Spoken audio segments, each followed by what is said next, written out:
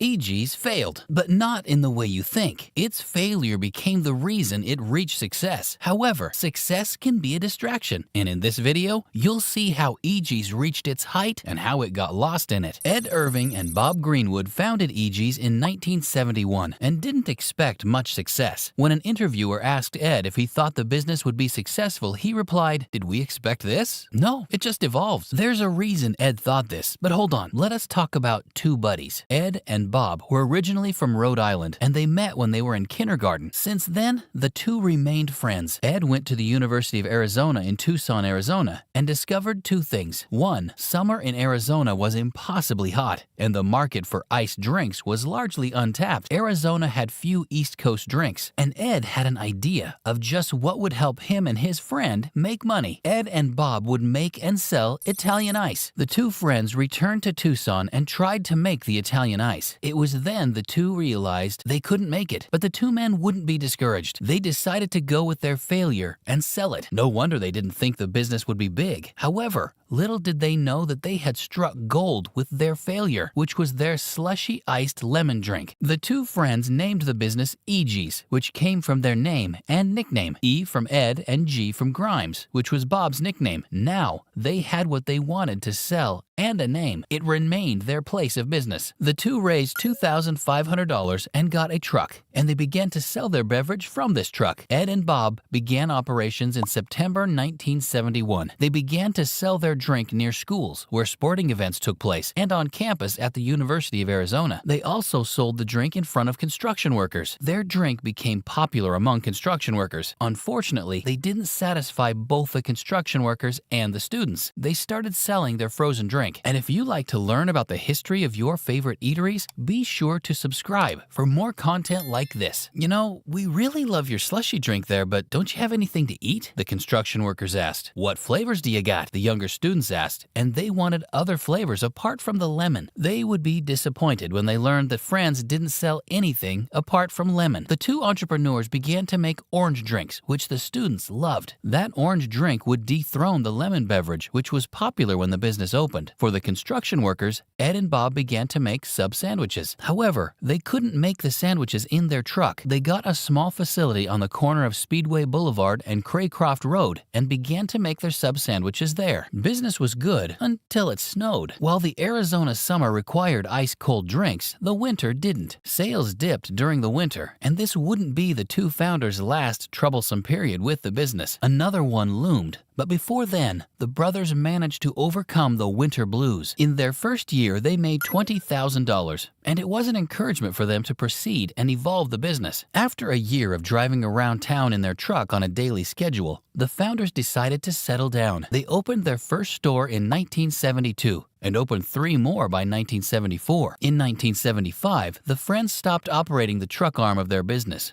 Customers who wanted to eat had to go to their restaurants. Having sit-in restaurants did the trick for the business, as after 6 years of opening, it almost made $1 million in a year. The company achieved this success mostly because of the love kids had for it. However, not everyone was happy with the chain's success. A high school principal complained that the business was reducing students' patronage of the vending machines that paid for band uniforms. A drive-in called Johnny's, which came before Ed and Bob founded Eegee's, also made operating difficult for the chain. However, the founders enjoyed the competition and continued to grow despite it. But it wasn't all the time that the business was lucky. The fast food chain continued to expand and even improve its menu. To ensure that the chain could satisfy customer demand for freshness, it began baking its bread. In the early 2000s, the company evolved its drinks further to appeal to fitness enthusiasts. Ed contacted a doctor on how to make their slushies more nutritional. On the doctor's recommendation, Ed added vitamin B1, but it looks like the chain had lost its vision of its ideals. But we'll come back to this. The chain tried to expand its operations to Phoenix in the 80s.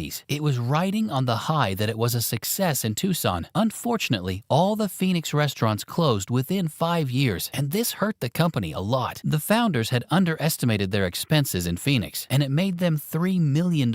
And that's being conservative with the figures. Phew! But did this stop the two founders? What do you think? In fact, they used the loss to teach themselves what not to do. This has become the theme of the two friends. They learned from their failures and fixed what made them fail. While they burned burned in Phoenix, they rose from its ashes like, well, a phoenix. Sorry, couldn't resist. The two of them realized that they weren't efficient with how they ran the business. They focused on the same things, which made them lose track of other parts of running their business. So, after the Phoenix fiasco, they properly defined their roles. Bob handled the financial aspects of the company. He was in charge of leases, taxes, and insurance. Ed oversaw food production. He kept inventory of the items in the company's stores, staff training, and the chain's commissary. Speaking of the commissary, due to the business's growth, it became bigger too. Speaking of bigger, the company continued to grow and held the love of students. Out of 3 stores in elementary school, students chose the business as their favorite. While the company enjoyed the love from kids, it was far from innocent. One of its former employees was a thief. An employee of Eegee's, Amy Paulette Montano, got into trouble. She stole $425,000 from the company and got away with it for a while. But before we get into her story, let's rewind a bit. At the time of Amy's trouble with Eegee's, it no longer belonged to Ed and Bob. In 2006, they sold the business, which they had grown to 21 branches, to CEO Foods, a California-based restaurant group. The new owner was a family trust that Betty Lou O'Connor headed. The founders, despite choosing to sell the company, wanted someone who shared their ideals to buy it. Well, famous last words, anyone? However, Betty tried to match the company's ideals and make the business tied to the community. Her son, Tom, and his wife, Mary, moved to Tucson from Bakersfield, California, to run the business. They also brought along one of their 4 children, daughter Karen Maddox, to be involved in the business. Betty maintained that they weren't fixing anything with the business, as nothing about it was spoiled. But could it be that she missed a core part of what made Eegee's? Under Ed and Bob's leadership, every staff knew how to cook, including the waiters and cleaners. Ed himself led by example and sometimes cooked in the kitchen. The founders valued hard work and rewarded hardworking staff accordingly. So, how does this concern Amy's thievery? Well, we wonder if she did what she did because she didn't feel like the company rewarded her hard work. No. Turned out that Amy and her husband bought a 2006 Chevrolet Corvette and a 2007 Chevrolet Avalanche for a combined sum of $100,000 at the end of 2006. However, the couple struggled with repayment until Amy found a job at Eegee's and suddenly found it easier to repay her loans. Company officials discovered that money was missing and hired a forensic auditor who discovered that even more money was missing. Eventually, Amy came clean and got into trouble. Betty died in 2012 and the company was put in a trust. Her beneficiaries wanted to sell and they got a buyer in 2018. 39 North, partnering with Kitchen Fund, a premier restaurant investment firm, chose to buy. 39 North co-founder and managing partner Jacob Brofman revealed that his company wouldn't be changing anything. Ron Petty, who had been the chairman of Eegee's board of directors before 39 North bought it, became the CEO. Ron was determined to succeed where Ed and Bob failed and wanted to expand to Phoenix. It began as a rumor that the company wanted to open a new location in Phoenix. The rumor began when the company opened a unit in Irvington and refused to be serious with answering inquiring customers. Turned out, the rumors were true. Eegee's has a strong relationship with Tucson, Arizona, having over 20 locations there. The owners see potential in the Phoenix market and want to take 12 of the company's units there. The failures of the past didn't scare them, and they opened the first location in Gilbert in 2021, while announcing it was working on opening the rest. Remember when we said the company had lost track of its ideals? So customers are complaining about the chain's iced beverages. Can you believe it? The chain is apparently now bad at making what made it popular, the foundation of its business. How embarrassing. Eegee's began as a mistake. Well, not a mistake, but a failure, and its founders learned by paying attention to customers' needs. However, the business's main attraction, which is its iced beverages, has become horrible for customers, and this is interesting considering the company is still thinking of expansion. Will the customer complaints affect the chain's expansion, or would it still expand despite these complaints? Let us know in the comments, and don't forget to leave a like and subscribe to support our channel.